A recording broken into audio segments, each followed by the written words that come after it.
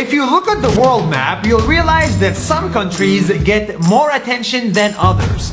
Some countries everybody visits, everybody talks about, and everybody reports on. But what about the rest of the world?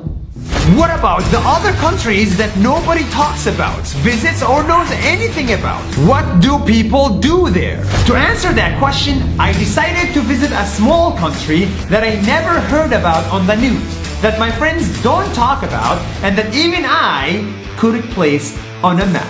This is the story of one of these underrated countries, the country of Armenia. And this story starts with water. Water, water, and more water. Everywhere I went, I saw small water fountains that were always on. I was confused.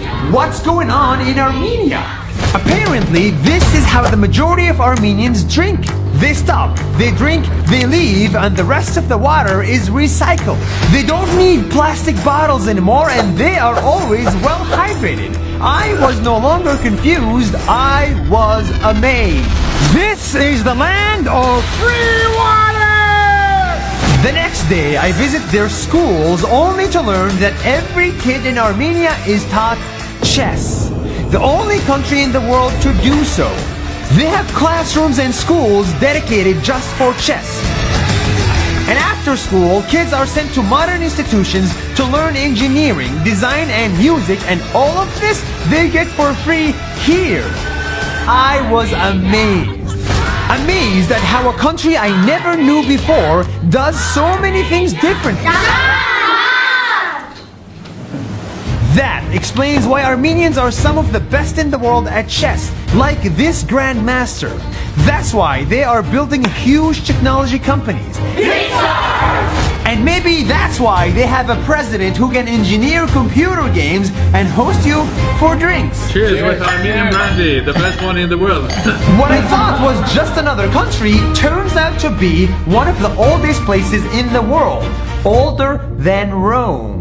This is the first country to adopt Christianity and build the world's first churches. I had no idea. The people living here, I learned, come from all parts of the world.